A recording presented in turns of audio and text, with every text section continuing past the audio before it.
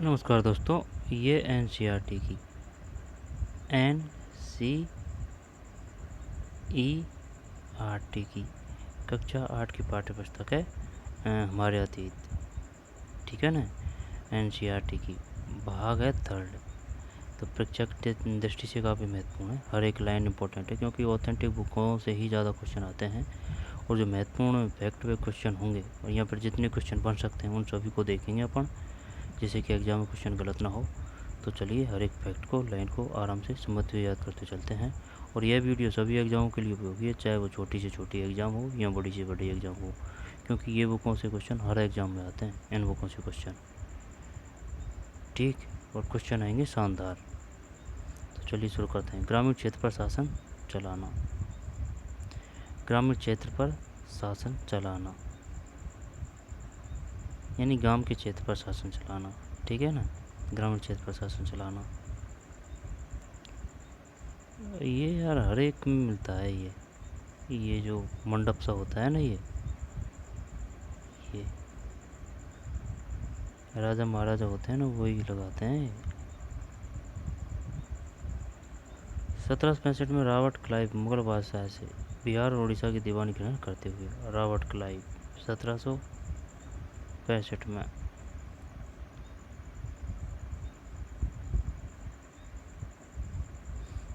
ऐसा लगता था वही दरबार।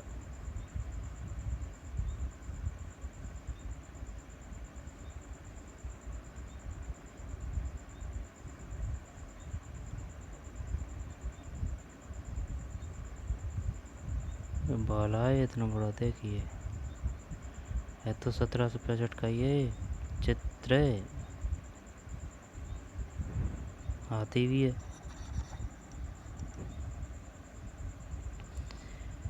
1765 में रॉबर्ट क्लाइव मुगल बादशाह से बिहार और उड़ीसा की दीवानी ग्रहण करते हुए कंपनी दीवान बन गई। बिहार और उड़ीसा की दीवानी ग्रहण करते हुए। वही बंगाल की तो उन्होंने पहले ले ली थी, अब बिहार और उड़ीसा की ओर ले ली, कंपनी दीवान बन गई। 12 अगस्त 1765 को मुगल बादशाह ने ईस्ट इंडिया कंपनी को बंगाल का दीवान तैनात किया। 12 अगस्त 1765 को मुगल बादशाह ने ईस्ट इंडिया कंपनी को बंगाल का दीवान तैनात किया।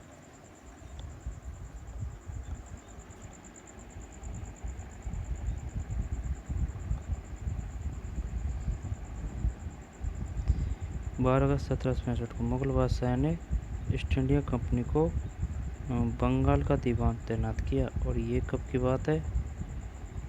1765 है ना, 1765। क्लाइव मुगल बादशाह से बिहार उड़ीसा की दीवानी ग्रहण करते हुए। तो बंगाल की भी उसी समय ली गई थी, यानी कि तीनों की ली गई थी 12 अगस्त 1765 को।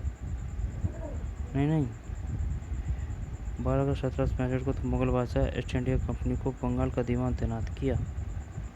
मुगल बादशाह ने ईस्ट इंडिया कंपनी को बंगाल का दीवान तैनात किया 12 अगस्त 1765।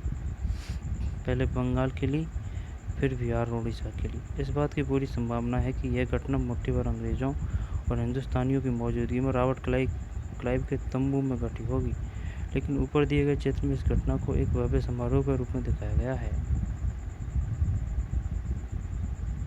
यह चित्र उस चित्रकार ने बनाया है जिसे रॉबर्ट क्लाइव ने अपने जीवन की यादगार घटना को चित्र करने का जिम्मा सौंपा था। बंगाल की दीवानी हाथ आ जाना अंग्रेज़ों के लिए निश्चय एक बड़ी घटना थी। दीवान के तौर पर कंपनी अपने नियंत्रण वाले भूभाग के आर्थिक मामलों की मुख्य शासक बन गई। अब उसे अपनी ज़मीन का शासन चलाने और आमदनी को व्यवस्थित करने का रास्ता ढूंढना था। इसके लिए उसे एक ऐसा रास्ता ढूंढना था जिसमें कंपनी के बढ़ते खर्चों को पूरा करने के लिए काफ़ी आमदनी जुटाई जा सके। व्यापारिक कंपनी के नाते उसे यह ख्याल भी रखना था कि वह अपनी ज़रूरत की चीज़ें खरीदती बेचती रहे। दीवान के तौर पर कंपनी अपने नियंत्रण वाले भूभाग के आर्थिक मामलों की मुख्य शासक बन गई। अब उसे अपनी ज़मीन पर शासन चलाने और आमदनी को व्यवस्थित करने का रास्ता ढूंढना था।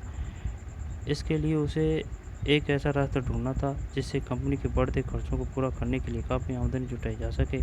व्यापारिक कंपनी के नाते उसे यह ख्याल भी रखना था कि वह अपनी ज़रूरत की चीज़ें खरीदती बेचती रहे।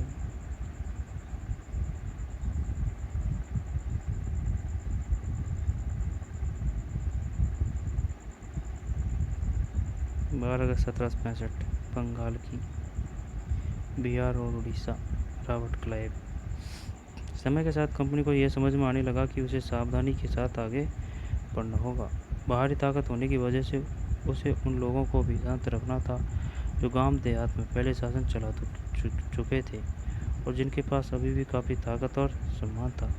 ऐसे जो लोग स्थानीय सत्ता में रह चुके थे उन्हें नियंत्रित करना तो ज़रूरी था, लेकिन उन्हें खत्म नहीं किया जा सकता। समय के साथ कंपनी को यह भी समझ में आने लगा कि उसे सावधानी के साथ आगे बढ़ना होगा। बाहरी ताकत होने की वजह से उसे उन लोगों को भी साथ रखना था जो गांव देहात में पहले शासन चला चुके थे और जिनके पास अभी भी काफ़ी ताकत और सम्मान था।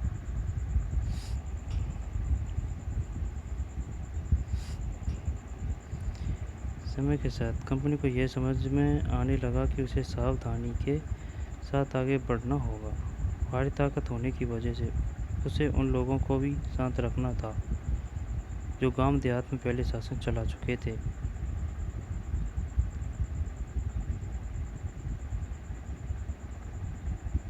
और जिनके पास अभी भी काफ़ी ताकत और सम्मान था। ऐसे जो लोग स्थानीय सत्ता में रह चुके हैं उन्हें नियंत्रित करना तो ज़रूरी था, लेकिन उन्हें खत्म नहीं किया जा सकता था। स्थानीय सत्ता में यह काम कैसे हो, इस अध्याय में हम देखेंगे कि कंपनी ने ग्रामीण इलाकों को उपनिवेश कैसे बनाया, आय के संसाधन कैसे जुटाए, लोगों को अधिकार किस तरह तय किए और मनमाफिक फसलों की खेती कैसे कराई। ये पढ़ेंगे अपन।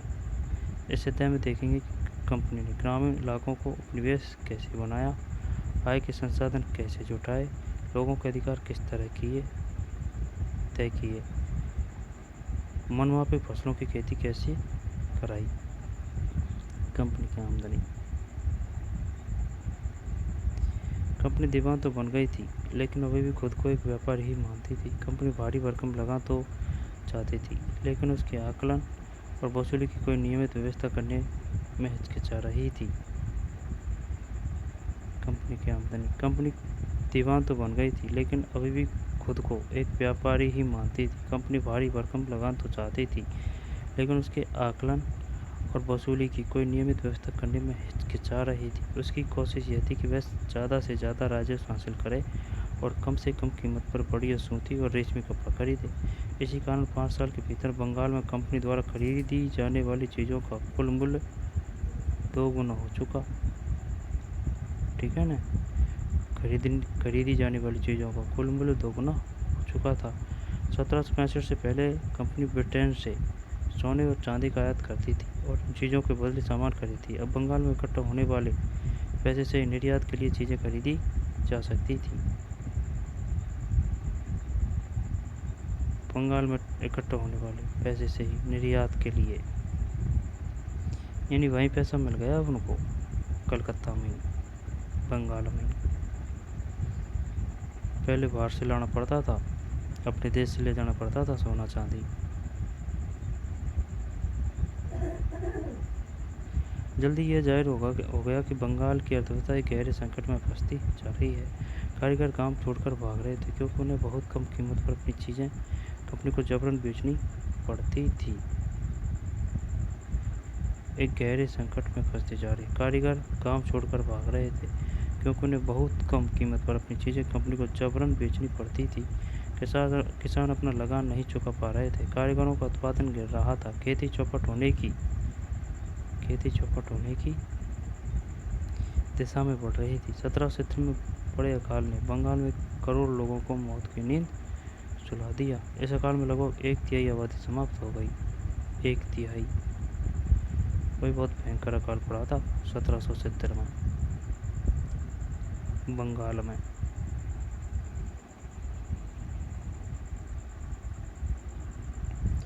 एक करोड़ 100 लाख लोगों की मौत। बताइए बंगाल में भयंकर अकाल कब पड़ा था? 1770 में, 1780 में, 1730 में। 1870 में।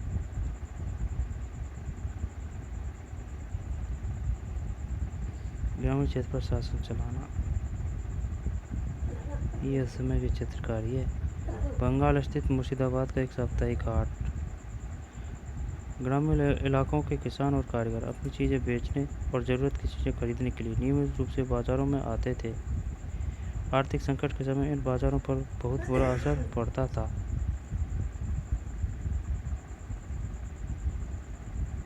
बंगाल की राजधानी क्या थी? मुर्शिदाबाद। ग्रामीण इलाकों के किसान और कारीगर अपनी चीज़ें बेचने और ज़रूरत की चीज़ें खरीदने के लिए नियमित रूप से बाज़ारों में आते थे। आर्थिक संकट के समय इन बाज़ारों पर बहुत बुरा असर पड़ता था।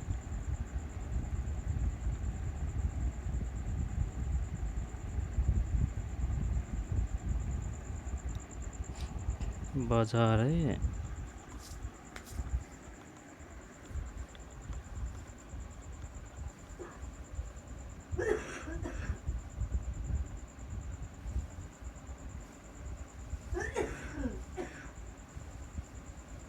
बहुत बुरा असर पड़ता था इन बाज़ारों पर। बाजार है भाई, ये उस समय के बनाया तो उस समय का चित्र ही है, लेकिन इससे पता चलता है कि उस समय कैसे बाजार था, कैसी दुकानें लगती थी।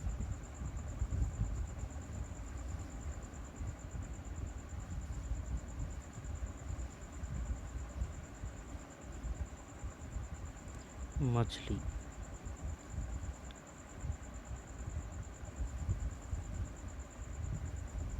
ये नाव ही नाव है ये।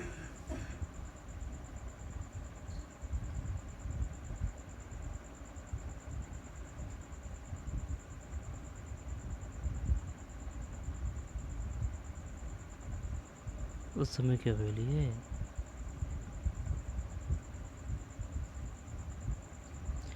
खेती में सुधार की ज़रूरत। अगर अर्थव्यवस्था संकट में थी तो क्या कंपनी अपनी राजस्व आय के बारे में आश्वस्त रह सकती थी? कंपनी के ज़्यादातर अफसरों को यह लगने लगा था कि ज़मीन में निवेश करना और खेती में सुधार लाना ज़रूरी है। यह काम किस तरह किया जा सकता था? इस सवाल पर 2 दशकों तक बहस चली। अगर अर्थव्यवस्था संकट में थी तो क्या कंपनी अपनी राजस्व आय के बारे में आश्वस्त रह सकती थी? कंपनी के ज़्यादातर अफसरों को यह लगने लगा था कि ज़मीन में निवेश करना और खेती में सुधार लाना ज़रूरी है। खेती में सुधार की ज़रूरत। यह काम किस तरह किया जा सकता था? इस सवाल पर 2 दशकों तक बहस चली। आखिरकार कंपनी ने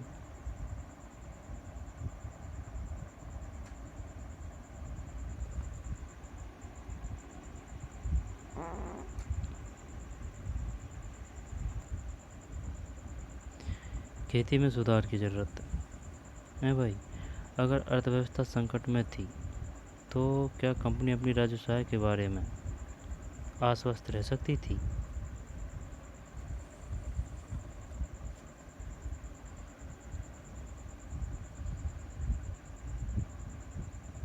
नहीं रह सकती थी। कंपनी के ज़्यादातर अफसरों को यह लगने लगा था कि ज़मीन में निवेश करना और खेती में सुधार लाना ज़रूरी है। यह काम किस तरह किया जा सकता था? इस सवाल पर 2 दशकों तक बहस चली। आखिर कंपनी ने 1793 में स्थायी बंदोबस्त लागू किया। ये क्वेश्चन आ चुका है। स्थायी बंदोबस्त लागू हुआ था 1793 में। इस बंदोबस्त की शर्तों के हिसाब से राजाओं और तालुकदारों को ज़मीनों के रूप में महत्ता दी गई। उन्हें किसानों से लगान वसूलने और कंपनी को राजस्व चुकाने का जिम्मा सौंपा गया। उनकी ओर से चुकाई जाने वाली राशि स्थायी रूप से तय कर दी गई। इसका मतलब यह था कि भविष्य में कभी भी उसमें इजाफा नहीं किया जाना था।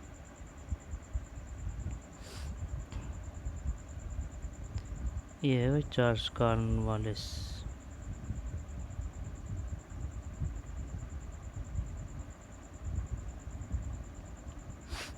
जिस समय स्थायी बंदोबस्त लागू किया गया उस समय कॉर्नवालिस बंगाल का गवर्नर जनरल था। स्थायी बंदोबस्त किसके समय लागू हुआ? Charles Cornwallis.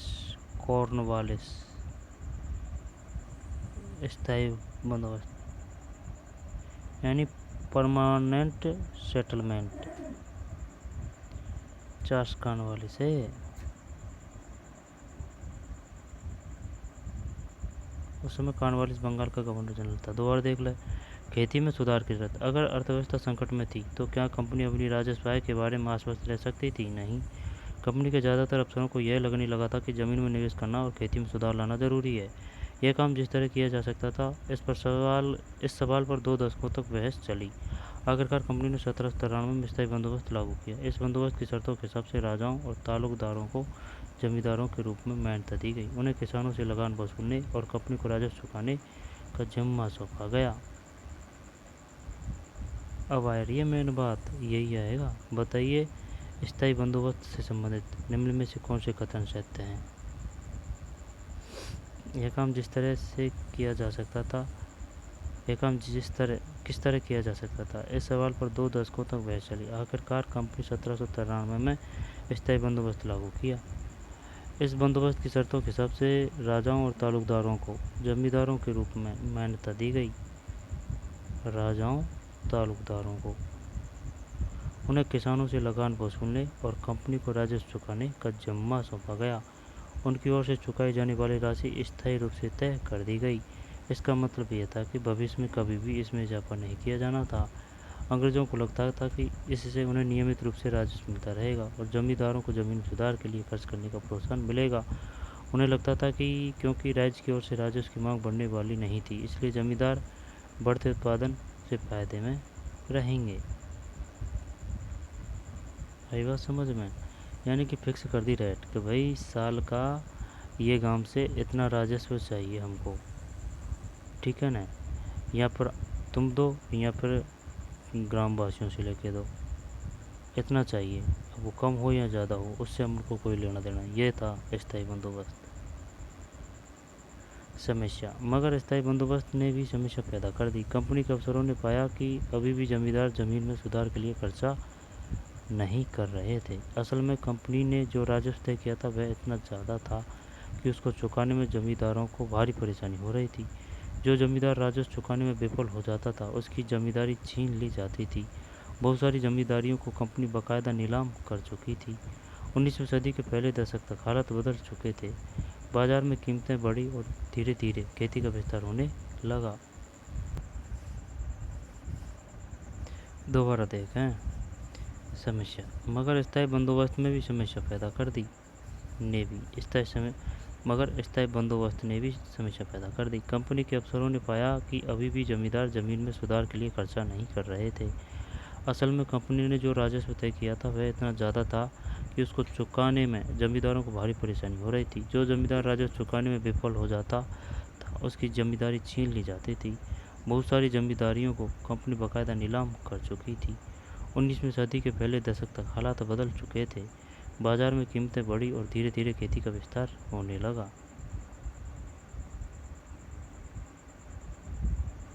19वीं सदी के पहले दशक तक हालात बदल चुके थे। बाजार में कीमतें बढ़ी और धीरे धीरे खेती का विस्तार होने लगा। इससे जमींदारों की आमदनी में तो सुधार आया, लेकिन कंपनी को कोई फ़ायदा नहीं हुआ, क्योंकि कंपनी तो हमेशा के लिए राजस्व तय कर चुकी थी। अब वह राजस्व में वृद्धि नहीं कर सकती थी। लेकिन जमींदारों को अभी भी ज़मीन की बेहतरी में कोई दिलचस्पी नहीं थी। उनमें से कुछ तो बंदोबस्त के शुरुआती सालों में ही अपनी ज़मीन गंवा चुके थे। जो बचे रह गए अब उन्हें भी बिना परेशानी और निवेश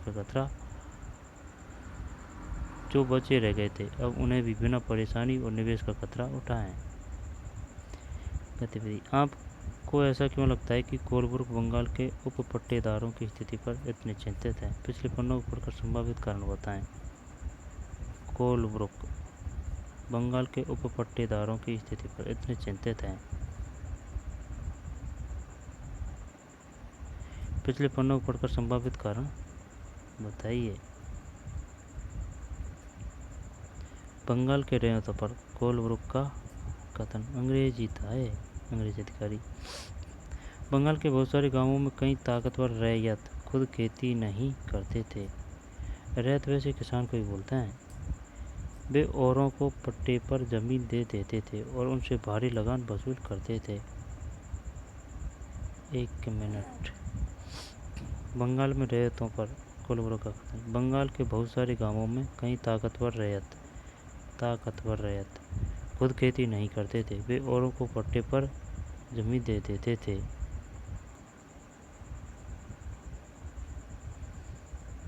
एक मिनट।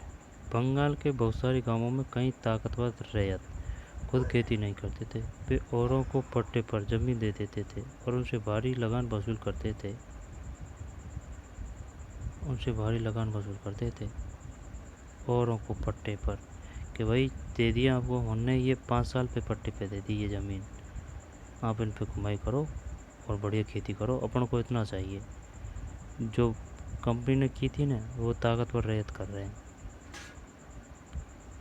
1860 में H.T. कोलब्रुक ने इन काश्तकारों की स्थिति इन शब्दों में बयान की थी।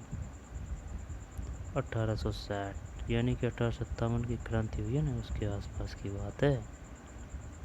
कोलब्रुक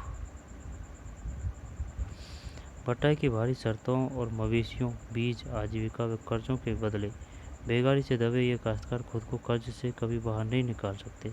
जब उन्हें जीने को भी पूरा नहीं मिलता तो ऐसे भयानक हालात में वे दिल लगाकर काम कैसे कर सकते हैं। जीने को भी पूरा नहीं मिलता, नहीं उन्हें अपनी हालत सुधरने की कोई उम्मीद दिखाई देती है। कोलब्रुक उप पट्टेदारों की स्थिति पर इतनी चिंतित है। पिछले पन्नों को पढ़कर संभावित कारण बताइए। फिर क्या चल रहा था? निवेश का खतरा, बिना परेशानी और निवेश का खतरा उठाएं। जो बच्चे रह गए अब उन्हें बिना परेशानी और निवेश का खतरा उठाए आमदनी की उम्मीद दिखाई दे रही थी। जब तक जमींदार किसानों को ज़मीन देकर उनसे लगान वसूल सकते थे, उन्हें ज़मीन में सुधार की परवाह नहीं थी। दूसरी तरफ गांवों में किसानों को यह व्यवस्था बहुत दमनकारी दिखाई दी। किसानों को जो लगान चुकाना था वह बहुत ज़्यादा था। ज़मीन पर उसका अधिकार सुरक्षित नहीं था। लगान चुकाने के लिए अक्सर महाजन से कर्जा लेना पड़ता था। अगर वह लगान नहीं चुका पाता तो उसे पुश्तैनी ज़मीन से बेदखल कर दिया जाता था। पुश्तैनी ज़मीन से अब सोच ज़रा सा, जैसे कि अपनी अब वर्तमान में जो ज़मीन है और कोई उससे अपन को अलग कर दे, भाई साहब खून खराब हो जाएगा, मार काट मच जाएगी, दंगे भड़क जाएंगे, बहुत तगड़ी लड़ाई हो जाएगी। क्योंकि कोई अपनी पुश्तैनी ज़मीन को नहीं छोड़ता क्योंकि ये तो हमारी है। आई बात समझ में?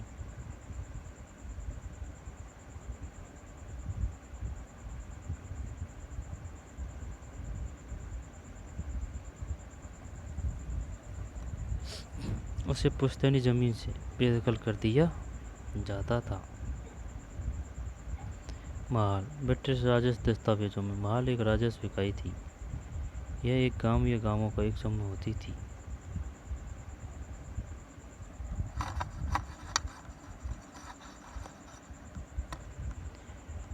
ब्रिटिश राजस्व दस्तावेजों में महाल एक राजस्व इकाई थी। यह एक गांव या गांवों का एक समूह होती थी। यह आ सकता है महाल किसे कहते हैं।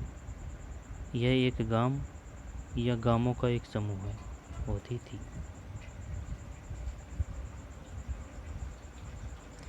एक नई व्यवस्था 19वीं सदी की शुरुआत में कंपनी के बहुत सारे अधिकारियों को इस बात का यकीन हो चुका था कि राजस्व बंदोबस्त में दोबारा बदलाव लाना जरूरी है। जब कंपनी को शासन और व्यापार के अपने खर्चे चलाने के लिए और पैसे की जरूरत हो तो वह स्थायी रूप से राजस्व तय करके काम कैसे चला सकती है। बंगाल प्रेसिडेंसी के उत्तर पश्चिम प्रांतों, इस इलाके का ज़्यादातर हिस्सा अब उत्तर प्रदेश में है। उत्तर पश्चिमी प्रांतों के लिए होल्ट मैकेंजी नामक अंग्रेज ने एक नई व्यवस्था तैयार की जिसे 1822 में लागू किया गया। होल्ट मैकेंजी को विश्वास था कि उत्तरी भारतीय समाज में गांव एक महत्वपूर्ण सामाजिक संस्था है और उसको बचाए रखना उसके आदेश पर कलेक्टरों ने गांव-गांव का दौरा किया। रखना चाहिए उसके आदेश पर, है ना।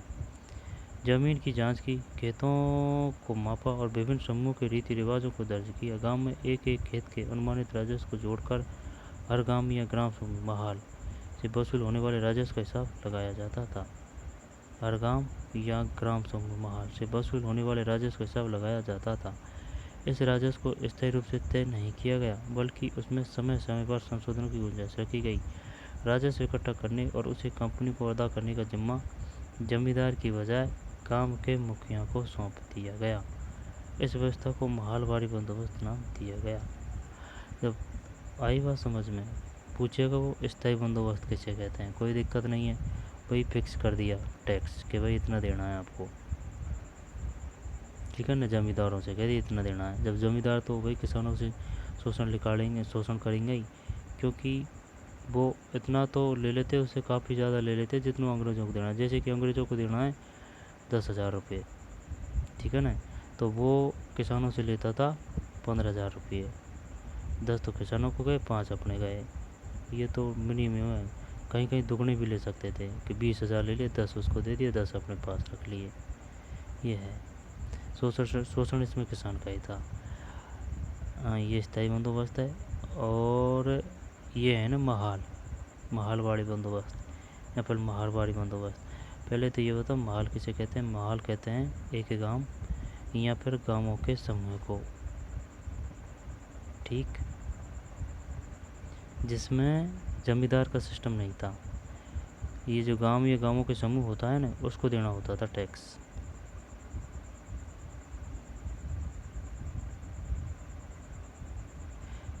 जमींदारी व्यवस्था स्थायी बंदोबस्त के बजाय तो ये बढ़िया है महलवाड़ी बंदोबस्त।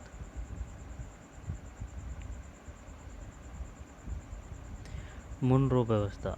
ब्रिटिश नियंत्रण वाले दक्षिण भारतीय इलाकों में भी स्थायी बंदोबस्त की जगह नई व्यवस्था अपनाने का प्रयास किया जाने लगा। वहाँ जो नई व्यवस्था विकसित हुई उसे रैयतवार या रैयतवारी का नाम दिया गया। रैयतवार या रैयतवारी का नाम दिया गया।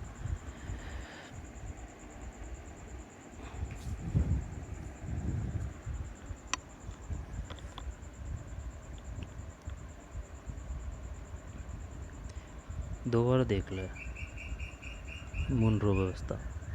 ब्रिटिश नियंत्रण वाले दक्षिण भारतीय इलाकों में भी दक्षिण भारतीय ये एरिया,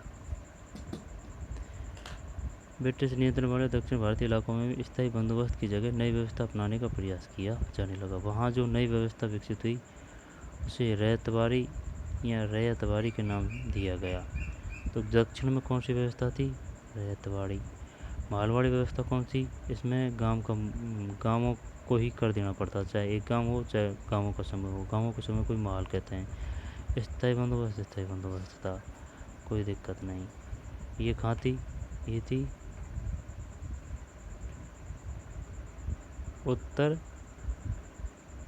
उत्तर पश्चिम प्रांतों। इसके ज़्यादातर हिस्सा अब उत्तर प्रदेश में है। अब है मुनरो व्यवस्था। मुनरो व्यवस्था। ब्रिटिश नियंत्रण वाले दक्षिण भारतीय इलाकों में स्थायी बंदोबस्त की जगह नई व्यवस्था अपनाने का प्रयास किया जाने लगा। वहाँ जो नई व्यवस्था विकसित हुई उसे रैयतवार या रैयतवारी का नाम दिया गया। कैप्टन अलेक्जेंडर रीड ने टीपू सुल्तान के साथ चले युद्धों के बाद कंपनियों द्वारा कब्जे में लिए गए कुछ इलाकों में इस व्यवस्था को आजमा कर भी देख लिया। कैप्टन अलेक्जेंडर रीड ने, रीड है भाई, टीपू सुल्तान के साथ चले युद्धों के बाद कंपनी द्वारा कब्जे में लिए गए कुछ इलाकों में इस व्यवस्था को आजमा कर भी देख लिया। Captain Alexander Read. Thomas Munro ने इस व्यवस्था को विकसित किया और धीरे धीरे पूरे दक्षिणी भारत पर यही व्यवस्था लागू कर दी गई। दक्षिण भारत में कौन सी व्यवस्था लागू की गई थी? रैयतवाड़ी। लेकिन सबसे पहले किसने इसका प्रयोग करके देखा था? कैप्टन अलेक्जेंडर रीड ने टीपू सुल्तान के साथ चले युद्धों के बाद कंपनी द्वारा कब्जे में किए गए कुछ इलाकों में थॉमस मुनरो ने विकसित किया था भाई। थॉमस मुनरो संबंधित है रैयतवाड़ी। थॉमस मुनरो और रैयतवाड़ी। और स्थायी बंदोबस्त और ये मालवाड़ी व्यवस्था, ये मैकेंजी था भाई, मैकेंजी मैंने मालवाड़ी व्यवस्था मैकेंजी। और स्थायी बंदोबस्त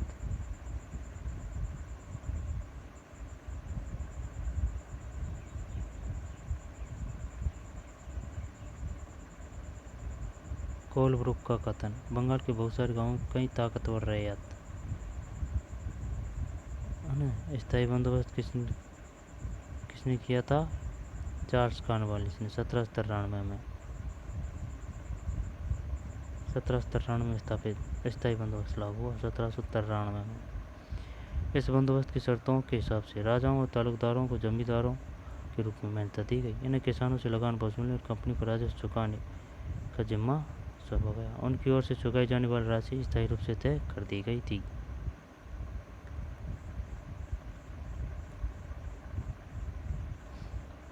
कॉर्नवालिस ने लागू किया था ये स्थायी बंदोबस्त। कॉर्नवालिस बंगाल का गवर्नर जनरल था। चलते हैं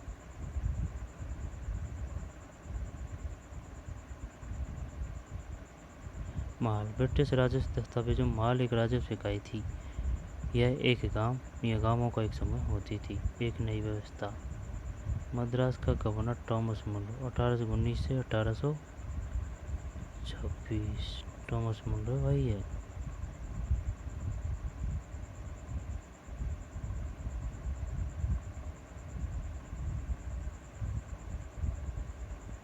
थॉमस मुंडो।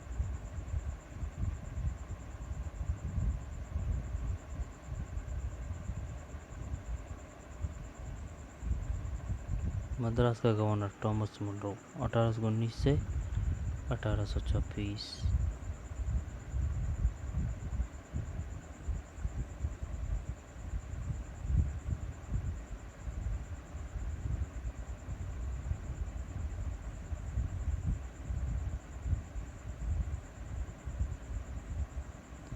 मुनरो ने कौन सी व्यवस्था की थी? रैयतवाड़ी, है ना। अब आगे चलते हैं अपन। रीड और मुनरो को लगता था, रीड का पहले नाम आया है इसमें, रीड रीड हाँ, रीड एरिया ना, रीड ने टीपू सुल्तान साथ चले युद्धों के बाद कंपनी द्वारा कब्जे में लिए गए कुछ इलाकों में इस व्यवस्था को आजमा कर भी देख लिया। थॉमस मुनरो ने इस व्यवस्था को विकसित किया और धीरे धीरे पूरे दक्षिण भारत पर यह व्यवस्था लागू कर दी गई। रीड और मुनरो को लगता था कि दक्षिण में परंपरागत जमींदार नहीं थे, इसलिए उनका तर्क यह था कि उन्हें सीधे किसानों रैयतों से ही बंदोबस्त करना चाहिए, किसानों से ही करना चाहिए जो पीढ़ियों से ज़मीन पर खेती करते आ रहे हैं। राजस्व आकलन से पहले उन्हें खेतों का सावधानीपूर्वक और अलग से सर्वेक्षण किया जाना चाहिए। मुनरो का मानना था कि अंग्रेज़ों को पिता की भांति किसानों की रक्षा करनी चाहिए। सब कुछ ठीक नहीं था। नई व्यवस्थाएं लागू होने के बाद महज कुछ साल के भीतर उनमें समस्याएं दिखाई देने लगी। जमीन से होने वाली आमदनी बढ़ाने के चक्कर में राजस्व अधिकारियों ने बहुत सारा राजस्व तय कर दिया। किसान राजस्व चुका नहीं पा रहे थे, रैयत गांवों से भाग रहे थे। बहुत सारे क्षेत्रों में गांव वीरान हो गए थे। आशावादी अफसरों को उम्मीद थी कि नई व्यवस्था किसानों को संपन्न उद्यमशील किसान बना देगी, लेकिन ऐसा हुआ नहीं। कल्पना कीजिए कि आप कंपनी के प्रतिनिधि की हैसियत से कंपनी शासन के अंतर्गत ग्रामीण इलाकों की दशा पर एक रिपोर्ट इंग्लैंड भेज रहे हैं। रिपोर्ट में क्या लिखेंगे? यूरोप के लिए फसलें, अलग चैप्टर आ रहा है अब तो ना। जब ये मद्रास का गवर्नर थॉमस मुनरो काल है, क्वेश्चन ऐसे भी आ सकता है, ये जो जितने भी आए हैं ना गवर्नर जनरल, इनका वो आ जाएगा कि भाई सम्मिलित कीजिए थॉमस मुनरो, रीड या फिर कॉर्नवालिस, है ना, इधर और इधर, या फिर ये आ जाएगा मालवाड़ी किसने लागू की थी।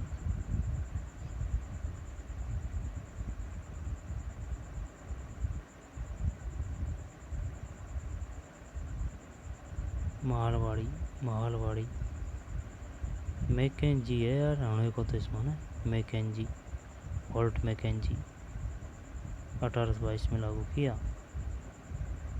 मुनरो व्यवस्था वही है, रैयतवाड़ी।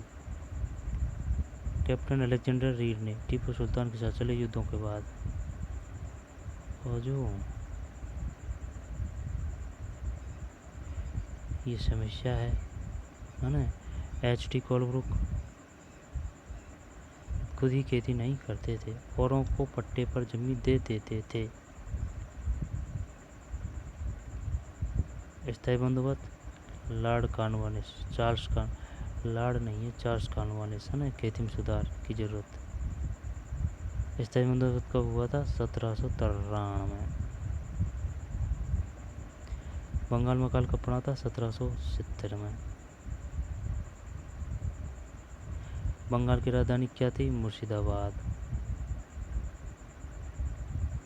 पहले ब्रिटेन सोने चांदी कहाँ से आयात करते थे व्यापार के लिए? अपने देश से ले जाते थे वो 1765 से पहले। कंपनी दीवान बन गई। 12 अगस्त 1765 को मुगल बादशाह ने ईस्ट इंडिया कंपनी को बंगाल का दीवान तैनात किया। 12 अगस्त 1765। पहले बंगाल में था बिहार और ये और उड़ीसा अलग था। बंगाल बिहार उड़ीसा शायद बंगाल में ही था ना। बिहार उड़ीसा की दीवानी ग्रहण करते हुए 1765। एक ही था बंगाल बिहार उड़ीसा। हाँ 1765। Robert Clive.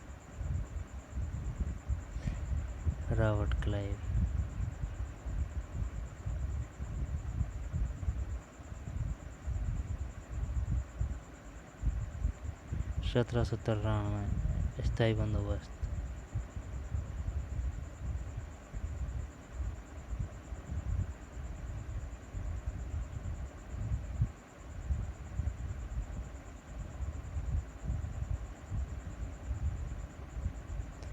यूरोप के लिए फसलें। अंग्रेज़ों ने यह महसूस किया कि ग्रामीण इलाके न केवल राजस्व प्रदान कर सकते हैं, अलग चैप्टर आ रहा है अब, बल्कि वहाँ यूरोप की ज़रूरतों के हिसाब से सही फसलें भी पैदा की जा सकती है। 18वीं सदी के आखिर तक कंपनी ने अफीम और नील की खेती पर पूरा जोर लगा दिया। इसके बाद लगभग 150 साल तक अंग्रेज देश के विभिन्न भागों में किसी न किसी फसल के लिए किसानों को मजबूर करते रहे। बंगाल में पटसन, असम में चाय, संयुक्त वर्तमान उत्तर प्रदेश में गन्ना, पंजाब में गेहूँ, महाराष्ट्र में पंजाब में कपास, मद्रास में चावल। ये अभी भी बाकायदा उत्पादन किया जा रहा है यहाँ से शानदार तरीके से। पर्सन के लिए फेमस है बंगाल, जूट पर्सन के लिए। असम की चाय फेमस है। संयुक्त प्रांत बोलते हैं वर्तमान उत्तर प्रदेश को।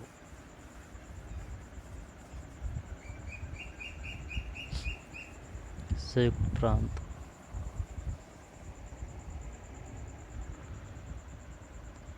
गन्ना पंजाब में गेहूँ, वर्तमान उत्तर प्रदेश में गन्ना, पंजाब में गेहूँ, महाराष्ट्र में पंजाब में कपास,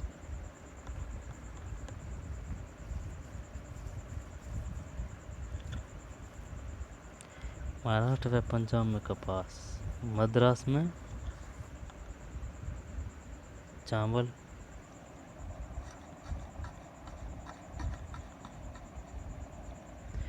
महाराष्ट्र में पंजाब में कपास,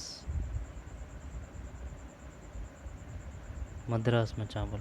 यह कैसे किया गया? अंग्रेज़ों ने अपनी ज़रूरत की फसलों की खेती को फैलाने के कई तरीके अपनाए। आइए इसी तरह के फसल उत्पादन की ऐसी एक पद्धति को अच्छी तरह समझें। क्या रंग का कोई इतिहास है? एक कलमकारी छापा 20वीं सदी भारत। मॉरिस कॉटन छापा 19वीं सदी का उत्तरार्ध इंग्लैंड है।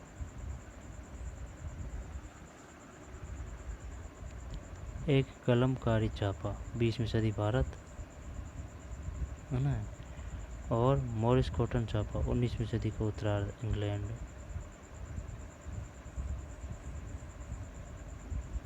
कौन सा बढ़िया लग रहा है इसमें? सिर्फ इसमें 2 ही कलर है।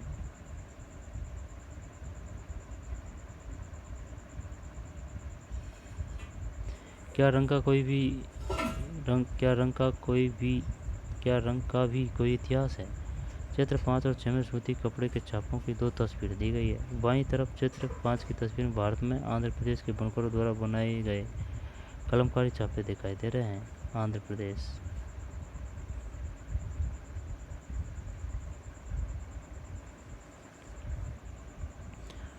दोबारा से हैं। क्या रंग का भी कोई इतिहास है? चित्र 5 और 6 में सूती कपड़े के छापों की 2 तस्वीर दी गई है। बाईं तरफ चित्र 5 की तस्वीर में भारत में आंध्र प्रदेश के बुनकरों द्वारा बनाए गए कलमकारी छापे दिखाई दे रहे हैं। कलमकारी। दूसरी तरफ ब्रिटेन का प्रसिद्ध कवि और कलाकार विलियम मॉरिस द्वारा बनाए गए फूल वाले छापे हैं। पहला है कलमकारी छापे। और दूसरा है विलियम मॉरिस द्वारा बनाए गए फूल वाले चापे हैं। दोनों चापों में एक बात समान है, दोनों में ही गहरे नीले रंग का इस्तेमाल किया गया है। इसे आमतौर पर नील कहा जाता है। क्या आप जानते हैं कि यह रंग किस तरह पैदा किया गया था? एक कलमकारी चापा 20वीं सदी भारत, मॉरिस कॉटन चापा 19वीं सदी का उत्तरार्ध इंग्लैंड।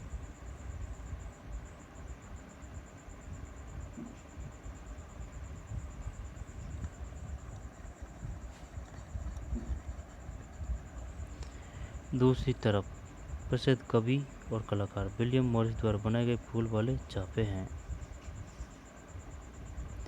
इन चापों में आपको जो नीला रंग दिखाई दे रहा है वह नील नाम के एक पौधे से निकाला जाता था। इस बात की काफ़ी संभावना है कि 19वीं सदी के ब्रिटेन में मॉरिस के चापों में इस्तेमाल किया गया नीला रंग भारत में उगने वाले नील के पौधे से ही तैयार किया गया होगा। उस समय भारत दुनिया में नील का सबसे बड़ा स्रोत था। भारत नील क्यों मांग रही थी? भारतीय नील की मांग क्यों थी, ये है, ठीक है ना। भारतीय नील की मांग क्यों थी?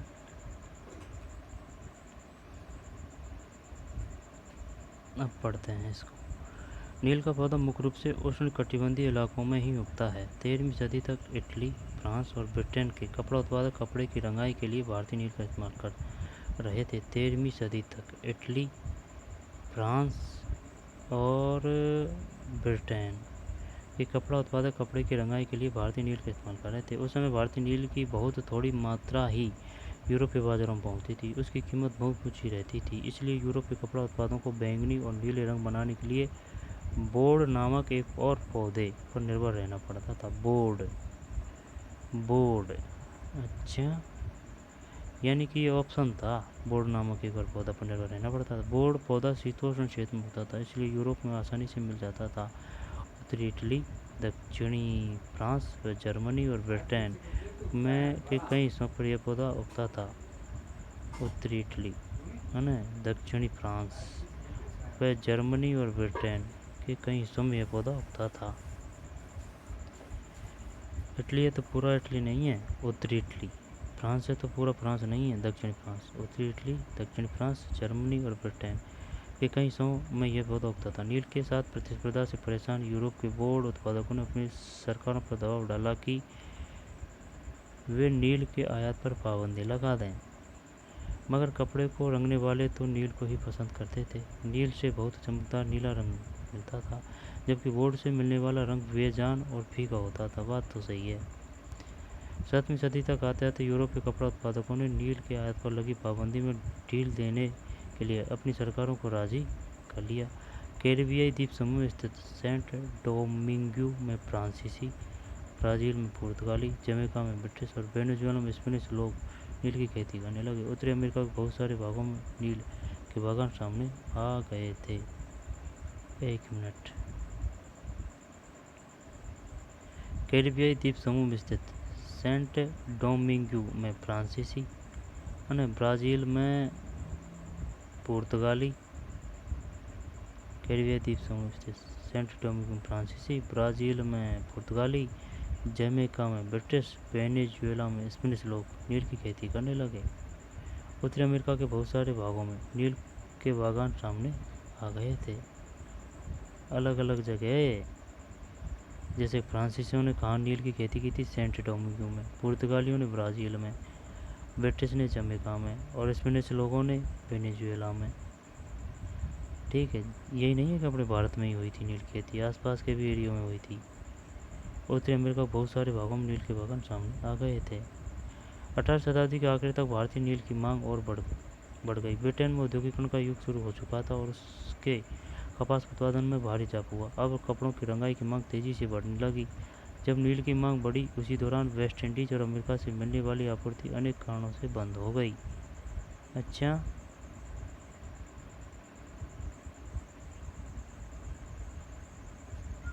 अनेक कारणों से बंद हो गई।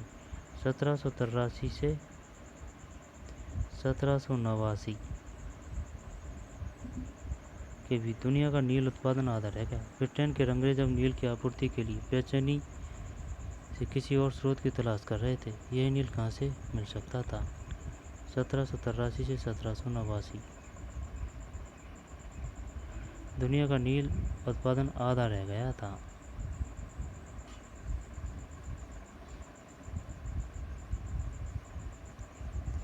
वेस्ट इंडीज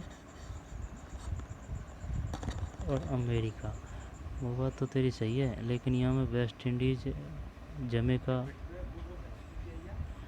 देख कैरिबियाई द्वीप समूह स्थित सेंट डोमिंगो में फ्रांसीसी, है ना, कैरिबियाई द्वीप समूह में, ब्राज़ील में पुर्तगाली, जमैका में ब्रिटिश, वेनेजुएला में स्पेनिश नील की खेती करने लगे। उत्तरी अमेरिका में भी बहुत सारे भागों में नील के बागान सामने आ गए थे। 18वीं शताब्दी के आखिर तक भारतीय नील की मांग और बढ़ गई। ब्रिटेन में औद्योगिकरण का युग शुरू हो चुका था, उसके कपास उत्पादन में भारी इजाफा हुआ। अब कपड़ों की रंगाई की मांग और तेज़ी से बढ़ने लगी। अब नील की मांग बढ़ी। उसी दौरान वेस्ट इंडीज और अमेरिका से मिलने वाली आपूर्ति अनेक कारणों से बंद हो गई। 1783 से 1789 के बीच दुनिया का नील उत्पादन आधा रह गया। ब्रिटेन के अंग्रेज अब नील की आपूर्ति के लिए बेचैनी से किसी और की तलाश रहे थे। अब यह नील कहाँ से मिल सकता है? यह नील कहाँ से? अब भारत पे प्रेशर डालेंगे, अब वो यहाँ करेंगे नील का उत्पादन। 1783 से 1789, 6 साल।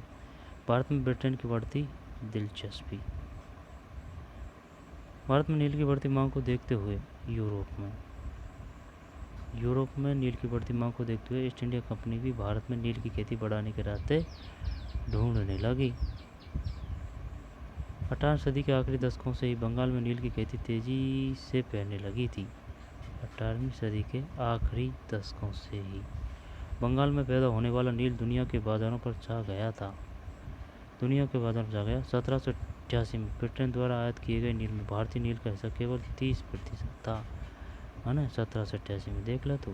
और 1810 में ब्रिटेन द्वारा आयात किए गए नील में भारतीय नील का हिस्सा 95% हो चुका था। 88 यानी कि 2 और 90 होगी, 90 और 10 यानी कि 22 साल में 30% से भाई 95% हो गया।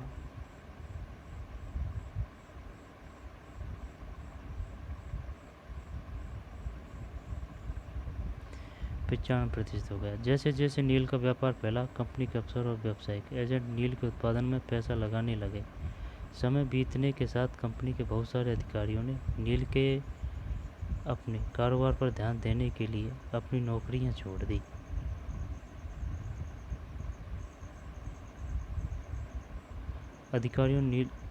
बहुत सारे अधिकारियों ने नील के अपने कारोबार पर ध्यान देने के लिए अपनी नौकरियां छोड़ दी।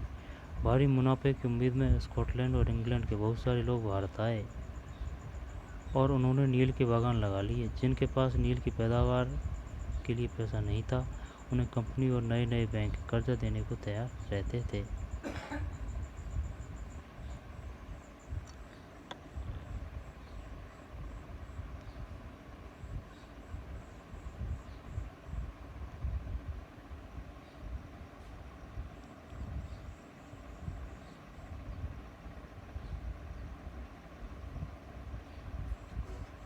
युद्ध है।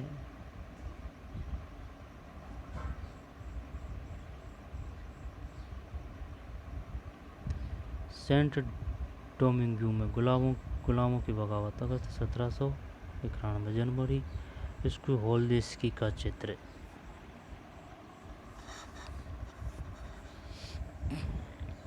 अगस्त 1791 में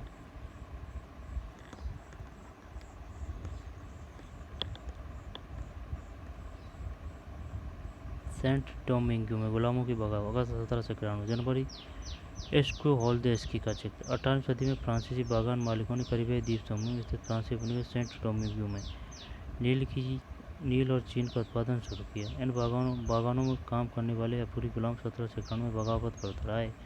उन्होंने बागान जला दिए और अपने धनी मालिकों को मार डाला। 1792 में फ्रांस ने अपने उपनिवेश में दास प्रथा समाप्त कर दी। इन घटना की वजह से कैरिबियाई द्वीपों में नील की खेती ठप होगी। तो बरस देख ले। 18वीं सदी में फ्रांसीसी बागान मालिकों ने कैरिबियाई द्वीप समूह में स्थित फ्रांसीसी उपनिवेश सेंट डोमिंगो में नील और चीनी का उत्पादन शुरू किया। इन बागानों में काम करने वाले अफ्रीकी गुलाम 1791 में बगावत पर उतर आए।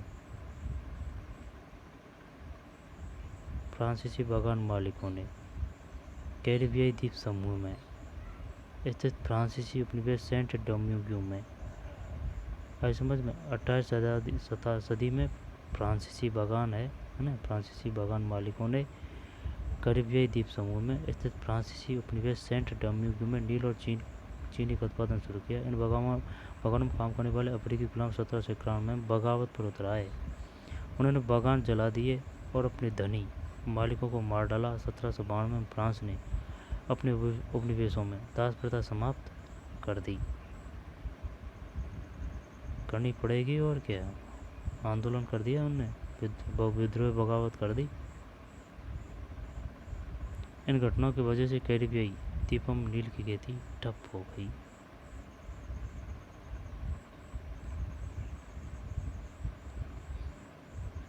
ठीक है, जैसे जैसे नील का व्यापार फैला, कंपनी के अफसर और व्यवसायी एजेंट नील के उत्पादन पैसा लगाने लगे। समय बीतने के साथ कंपनी के बहुत सारे अधिकारियों ने नील के अपने इस कारोबार पर ध्यान देने के लिए अपनी नौकरियां छोड़ दी। भारी मुनाफे की उम्मीद में स्कॉटलैंड और इंग्लैंड के बहुत सारे लोग भारत आए और उन्होंने नील के बागान लगा लिए। जिनके पास नील की पैदावार के लिए पैसा नहीं था, उन्हें कंपनी और नए नए बैंक कर्जा देने को तैयार रहते थे। नील की खेती कैसे होती थी?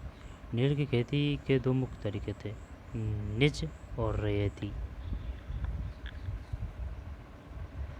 निज और रैयती।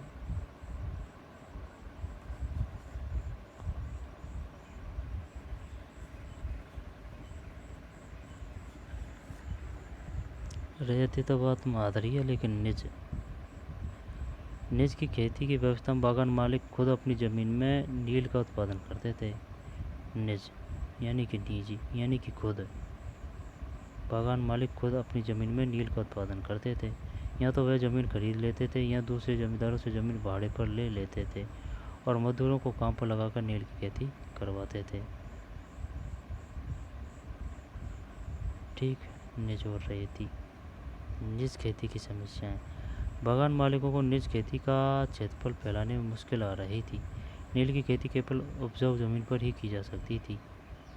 ऐसी ज़मीनों पर आबादी पहले ही बहुत ज़्यादा थी, यहाँ वहाँ छोटे मोटे खेत ही उनके साथ लग पाते थे। नील की खेती करने के लिए उन्हें बड़े बड़े भूखंडों की ज़रूरत थी। इस तरह की ज़मीन उन्हें कहाँ से मिल सकती थी? उन्होंने नील की फैक्ट्री के इर्द गिर्द पट्टे पर ज़मीन लेने के प्रयास किए। वहाँ के किसानों को हटवा दिया। इससे टकराव और तनाव पैदा हो जाता था।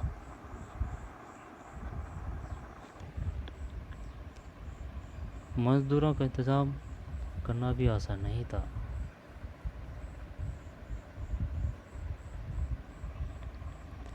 बड़े बागान के लिए बहुत सारे मजदूरों की ज़रूरत होती थी। मजदूरों की ज़रूरत भी सबसे ज़्यादा उसी समय होती थी जब किसान धन की खेती में व्यस्त रहते थे। गलत है, धान की खेती है, धान की खेती। अशुद्धि तो है भाई एनसीईआरटी में, ऐसा नहीं है कि अशुद्धि नहीं है, मानवीय त्रुटि है, लेकिन इतनी ज़्यादा नहीं है, नाम मात्र है। किसान धान की खेती में व्यस्त रहते थे। बड़े पैमाने पर निज खेती के लिए बहुत सारे हल बैलों की ज़रूरत थी। 1 बीघा नील की खेती के लिए 2 हल चाहिए। इसका मतलब यह था कि अगर किसी बागान मालिक के पास 1000 बीघा ज़मीन है तो उसे 2000 हलों की ज़रूरत पड़ती। हलों को खरीदना और उनका रखरखाव एक बड़ी समस्या थी। किसानों से भी हल नहीं मिल सकते थे, उन्हें अपने लिए ही इन चीज़ों की ज़रूरत होती थी। जिस समय नील उत्पादकों को ज़रूरत होती थी, उसी समय किसानों के हल बैल भी चावल के खेतों में व्यस्त रहते थे। 19वीं सदी के आखिर तक बागान मालिक निज खेती का क्षेत्रफल फैलाने में हिचकिचाते थे।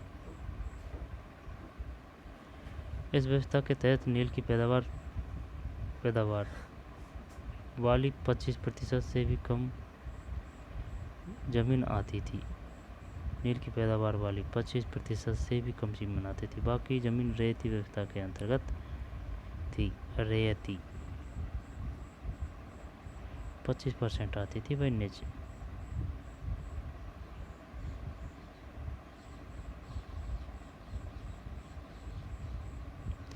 रेतों की ज़मीन पर नील की खेती। बीघा क्या है ना। जमीन की एक माँ। ब्रिटिश शासन से पहले बीघे का आकार अलग अलग होता था। बंगाल में अंग्रेज़ों ने इसका क्षेत्रफल करीब 1/3 एकड़ तय कर दिया था।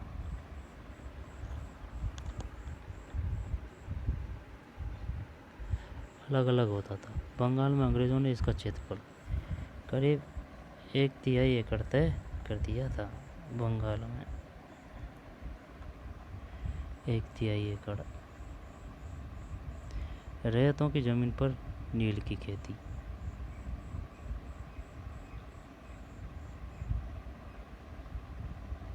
गुलाम। ऐसा व्यक्ति जो किसी दास स्वामी की संपत्ति होता है। गुलाम के पास कोई आज़ादी नहीं होती, उसे अपने मालिक के लिए काम करना होता है।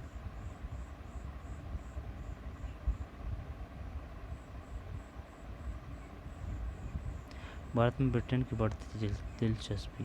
बागान। एक विशाल खेत जिस पर बागान मालिक बहुत सारे लोगों से जबरन काम करवाता था। कॉफ़ी, गन्ना, तंबाकू, चाय और कपास आदि के विषय में बागानों का जिक्र किया जाता है।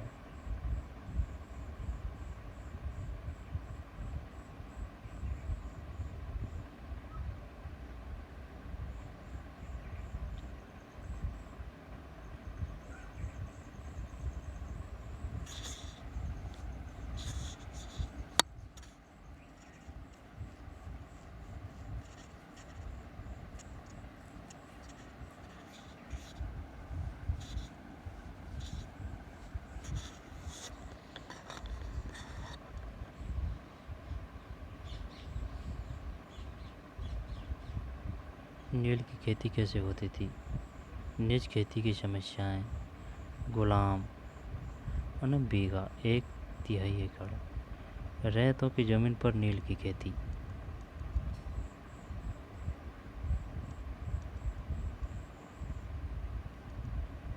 रैयतों की ज़मीन पर नील की खेती।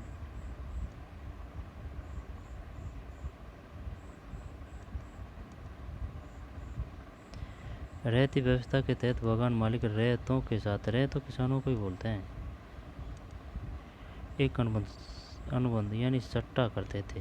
अनुबंध यहाँ रैयती व्यवस्था के तहत बागान मालिक रैयतों के साथ एक अनुबंध सट्टा करते थे। कई बार वे गांव के मुखियाओं को भी रैयतों की तरफ से समझौता करने के लिए वैध करते थे। जो अनुबंध पर दस्तखत कर देते थे उन्हें नील उगाने के लिए कम ब्याज दर पर बागान मालिकों से नगद कर्जा मिल जाता था।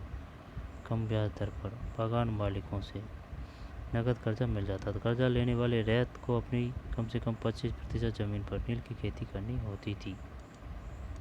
बागान मालिक बीज और उपकरण मुहैया कराते थे, जबकि मिट्टी को तैयार करने, बीज बोने और फसल की देखभाल करने का जिम्मा काश्तकारों पर रहता था। 25% ज़मीन पर।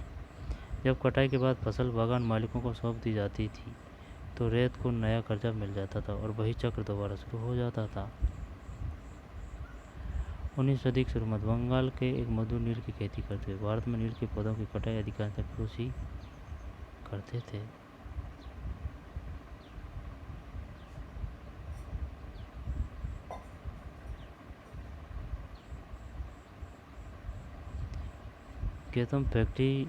खेतों से फैक्ट्री में लाए जा रहे नील के पौधों के गट्ठर।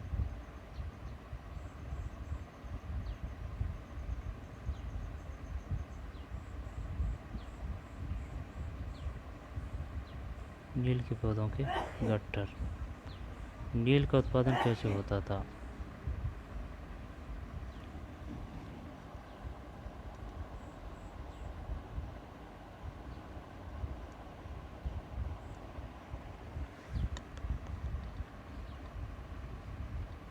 किण्वन हौद। ये हौद है 1 2 3 4 5 6 7 है ना। ये हौद है और ये पटक रहे हैं शायद इसको, नील को, है ना। और वीटरवाट, ये झोंपड़ी है, फैक्ट्री है उस समय की। ये रहट चल रहा है, ये रहट है, ये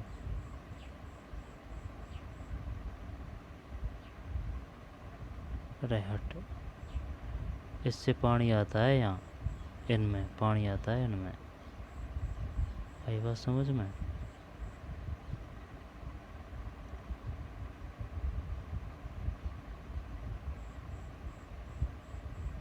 पीटर वाट नील के खेतों के पास स्थित नील का एक कारखाना विलियम सिम्पसन का चित्र 1863। नील के पौधों को हौद तक औरतें ही ढोकर लाती थी। हौद में घोल हिलाने वाला यहाँ खड़ा नील मजदूर हौद में पड़े घोल को हिलाने के लिए इस्तेमाल होने वाला पेंडल लिए खड़ा है। इन मजदूरों को 8 घंटे से भी ज़्यादा समय तक कमर तक भरे नील के घोल में खड़े रहना पड़ता था। वाट एक किण्वन अथवा संग्रहण पात्र। भाई नीलगाम आमतौर पर बागान मालिकों की फैक्ट्रियों के आसपास ही होते थे। कटाई के बाद नील के पौधों को कारखाने में स्थित वेट्स हौद में पहुंचा दिया जाता था। रंग बनाने के लिए 3 या 4 कुंडों की जरूरत पड़ती थी। प्रत्येक हौद का अलग काम था। नील के पौधों से पत्तियों को तोड़कर पहले एक कुंड में गर्म पानी में कई घंटों तक डुबाया जाता था। इस हौद को किण्वन या स्टीपर कुंड कहा जाता था। जब पौधे किण्वित हो जाते तो द्रव में बुलबुले उठने लगते थे। अब सड़ी हुई पत्तियों को निकाल लिया जाता था और द्रव को एक और हौद में छान दिया जाता था। दूसरा हौद पहले हौद से ठीक नीचे होता था। दूसरे हौद बीटर वाट में इस घोल को लगातार हिलाया जाता था और पेंडोलों से खंगाला जाता था। जब यह द्रव हरा उसके बाद नीला हो जाता था तो हौद में चूने का पानी डाला जाता था। धीरे धीरे नील की पपड़ियाँ नीचे जम जाती थी और ऊपर साफ द्रव निकल आता था।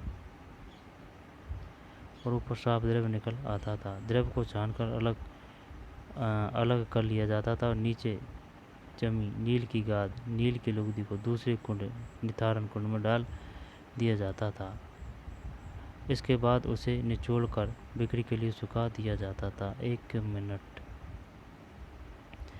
दूसरी हौद बीटर वाट में इस घोल को लगातार हिलाया जाता था और पेंडोलों से खंगाला जाता था। जब यह द्रव हरा और उसके बाद नीला हो जाता था तो हौद में चूने का पानी डाला जाता था।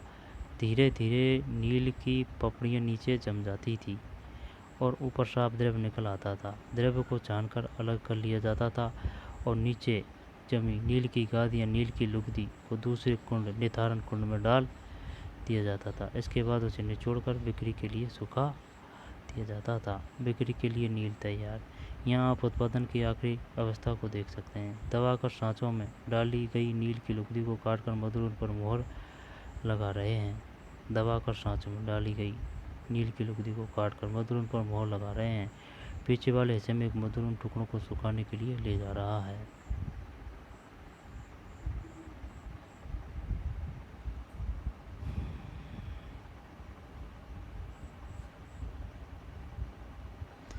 नील के पौधों को हौद तक औरतें ही ढोकर लाती थी।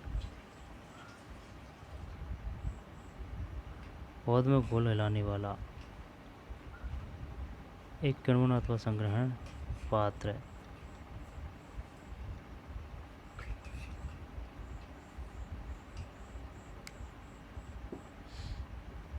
ये है भाई।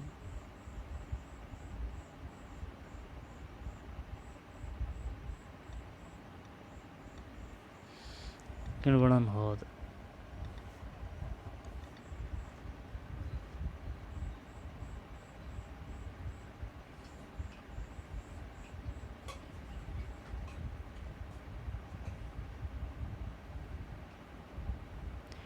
जो किसान पहले इन कर्जों से बहुत आकर्षित थे उन्हें जल्दी ही समझ में आ गया कि यह व्यवस्था कितनी कठोर है। उन्हें नील की जो कीमत मिलती थी वह बहुत कम थी और कर्जों का सिलसिला भी खत्म ही नहीं होता था। समस्या और भी थी। बागान मालिक चाहते थे कि किसान अपने सबसे बड़े खेतों में ही नील की खेती करें, लेकिन नील के साथ परेशानी यह थी कि उसकी जड़ें बहुत गहरी होती थी और वह मिट्टी की सारी ताकत खींच लेती थी। नील की कटाई के बाद वहाँ धान की खेती नहीं की जा सकती थी। नील विद्रोह और उसके बाद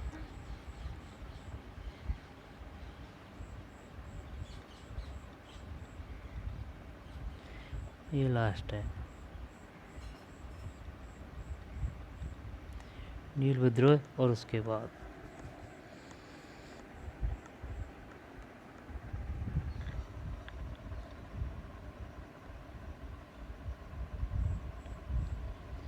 मार्च 1859 में बंगाल के हजारों रैयतों ने नील की खेती से इनकार कर दिया।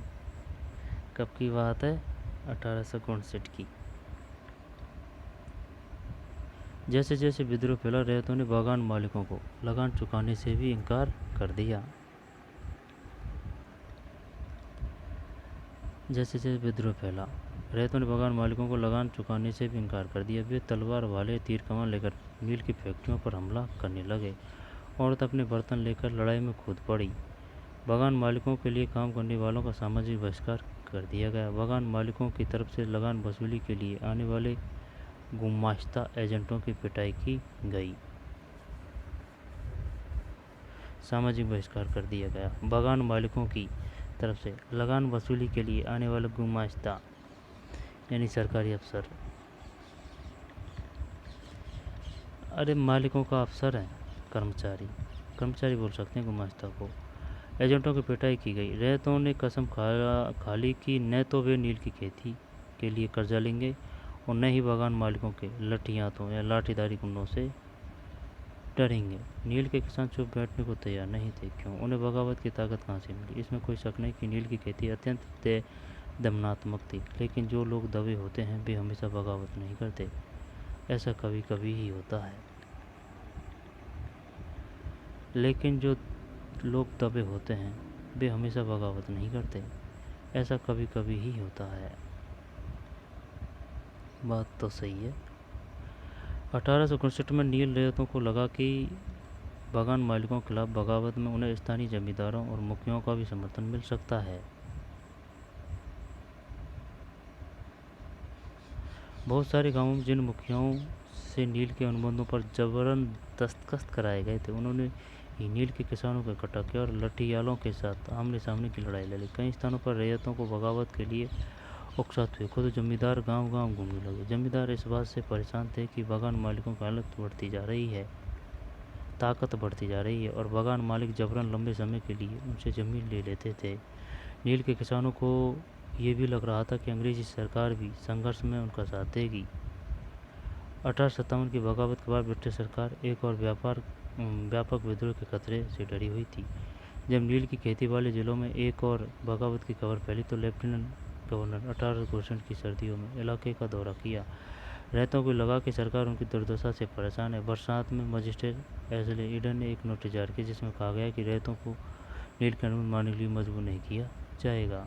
दोबारा से नील के किसानों को यह भी लग रहा था कि अंग्रेजी सरकार भी संघर्ष में उनका साथ देगी। 1857 की बगावत के बाद ब्रिटिश सरकार एक और व्यापक विद्रोह के खतरे से डरी हुई थी। जब नील की खेती वाले जिलों में एक और बगावत की खबर फैली तो लेफ्टिनेंट गवर्नर ने 1859 की सर्दियों में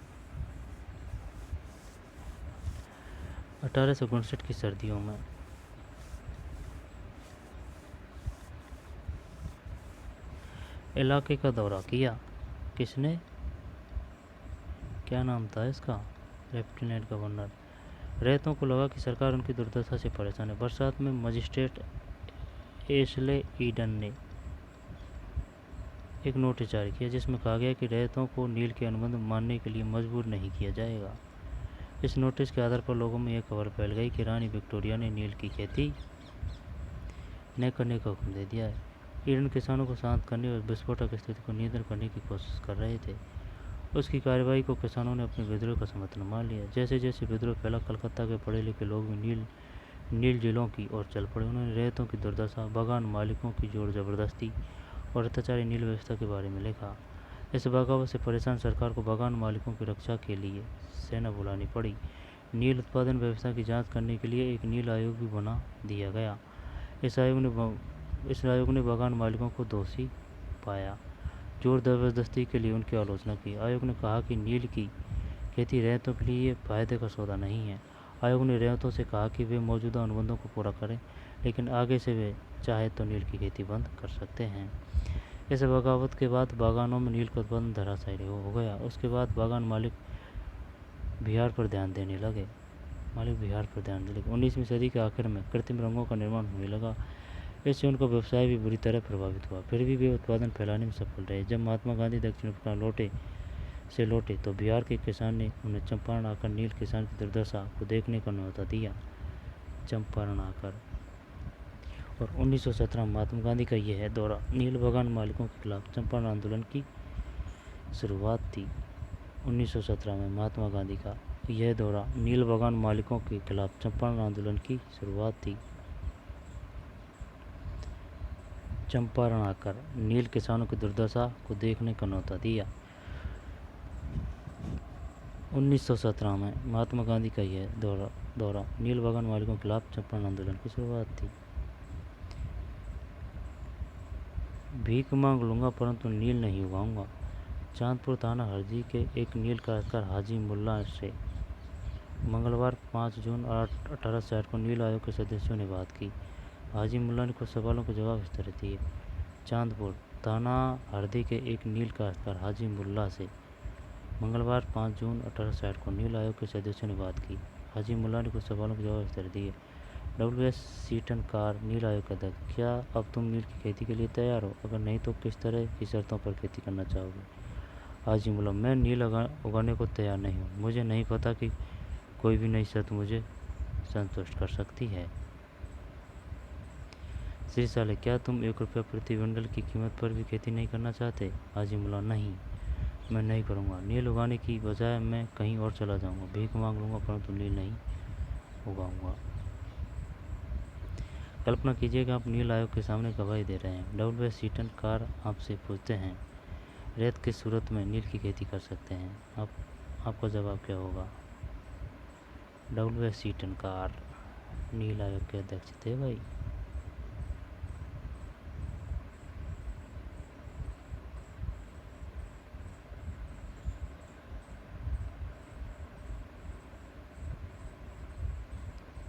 नील गांवों का एक गीत। संघर्ष के क्षणों में लोग एक दूसरे को उत्साह बढ़ाने और सामूहिकता का भाव पैदा करने के लिए अक्सर गीत गाते हैं। इस तरह के गीतों से हमें उनकी भावना का पता चलता है। नी विद्रोह के दौरान बंगाल के निचले इलाकों में ऐसे बहुत सारे गीत सुनाई देते थे। इनमें से एक गीत इस प्रकार था, मौला हाथी के बागान मालिक की लंबी लंबी लाठियाँ दूर इकट्ठी पड़ी है। कोलकाता के बाबू इस बड़ी लड़ाई को देखने के लिए नावों के जरिए पहुंच चुके हैं। इस बार तो सभी रैयत तैयार हैं, वे चुपचाप मार नहीं सहेंगे। अब वे बिना लाठियालों का मुकाबला किए अपनी जान नहीं गंवाएंगे।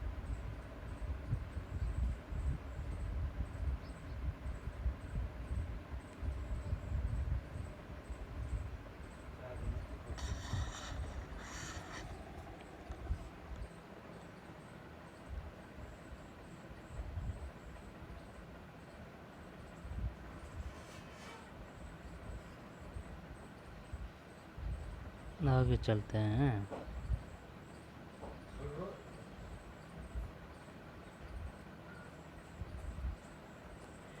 निम्नलिखित में से जोड़े बनाइए।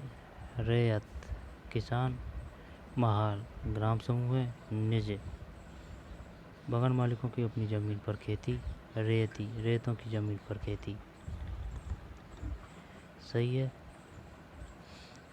रैयत, किसान, महाल, ग्राम समूह है ना। रैयत, किसान, महाल, ग्राम समूह, निज, बागान मालिकों की अपनी ज़मीन पर खेती, रैयती, रैयतों की ज़मीन पर खेती। यूरोप में बोर्ड एक पौधा था। बोर्ड उत्पादकों से अपनी आमदनी में गिरावट का खतरा दिखाई देता था। भारत से अपनी आमदनी में गिरावट का खतरा दिखाई देता था। सही है, भारत से। 18वीं सदी के आखिर में ब्रिटेन में नील की मांग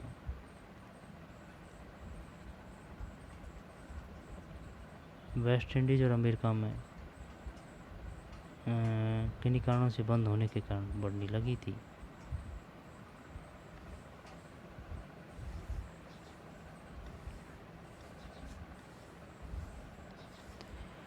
बढ़ने लगी की खोज से नील अंतर्राष्ट्रीय मांग पर बुरा असर पड़ा। की खोज से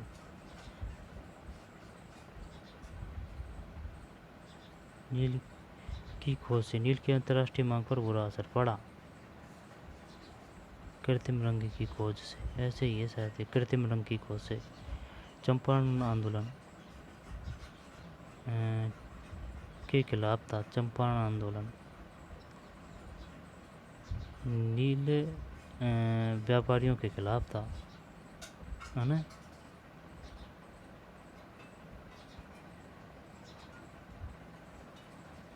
नील बागान मालिकों के खिलाफ चंपारण आंदोलन की शुरुआत की। नील बागान मालिकों के खिलाफ था। आइए विचार करें। स्थायी बंदोबस्त के मुख्य पहलुओं का वर्णन कीजिए। मारवाड़ी व्यवस्था स्थायी बंदोबस्त के मुकाबले कैसे अलग थी?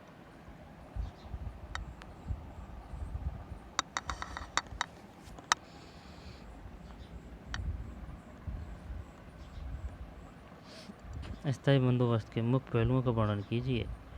मारवाड़ी व्यवस्था स्थायी बंदोबस्त के मुकाबले कैसे अलग थी? राजस्व निर्धारण की नई मूल्य व्यवस्था के कारण पैदा हुई दो समस्याएं बताइए। रेत नील की खेती से क्यों कतरा रहे थे? किन परिस्थितियों बंगाल में नील का उत्पादन धराशायी हो गया? स्थायी बंदोबस्त के मुख्य पहलुओं का वर्णन कीजिए।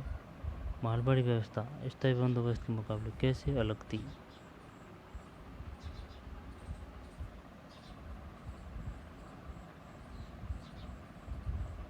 स्थायी बंदोबस्त के मुख्य पहलुओं का वर्णन कीजिए। मारवाड़ी व्यवस्था स्थायी बंदोबस्त के मुकाबले कैसे अलग थी? राजस्व निर्धारण की नई मूल्य व्यवस्था के कारण पैदा हुई दो समस्याएं बताइए। रेत नील की खेती से क्यों कतरा रहे थे? किन परिस्थितियों में बंगाल में नील का उत्पादन धराशायी हो गया? आइए कल्पना करें, एक किसान को नील की खेती के लिए मजबूर किया जा रहा है। बागान मालिक और उस किसान के बीच बातचीत की कल्पना कीजिए। किसान को राजी करने के लिए बागान मालिक क्या कारण बताएगा? किसान किन समस्याओं का जिक्र करेगा? इस बातचीत को अभिनय के जरिए दिखाइए। आइए करके देखें। चंपारण आंदोलन और इसमें महात्मा गांधी की भूमिका के बारे में और जानकारी इकट्ठा करें। भारत के शुरुआती चाय व कॉफ़ी बागानों का इतिहास देखें। ध्यान दें कि इन बागानों में काम करने वाले मजदूरों और नील के बागानों में काम करने वाले मजदूरों के जीवन में क्या समानताएं या फर्क थे? आइए करके देखें। चंपारण आंदोलन और इसमें महात्मा गांधी की भूमिका के बारे में और क्या जानकारी इकट्ठा करें। भारत के शुरुआती व चाय कॉफ़ी बागानों का इतिहास देखें। ध्यान दें कि इन बागानों में काम करने वाले मजदूरों और नील के बागानों में काम करने वाले मजदूरों के जीवन में क्या समानताएं या फर्क थे?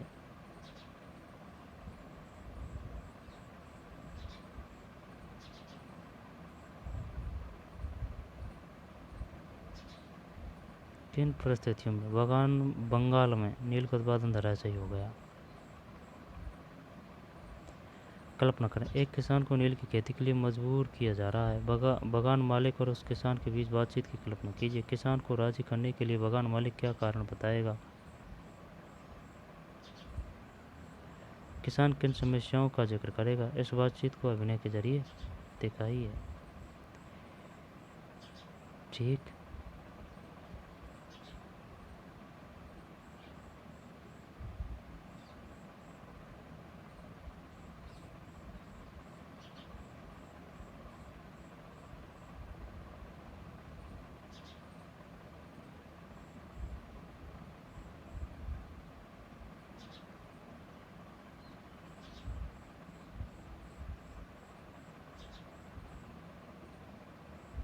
मद्रास का गवर्नर थॉमस मुनरो 1819 से 1824। बहाल।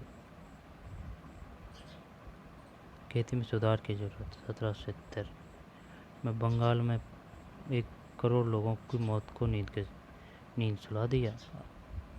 1770 में पड़े अकाल ने बंगाल में 1 करोड़ लोगों को कंपनी दीवान बन गई।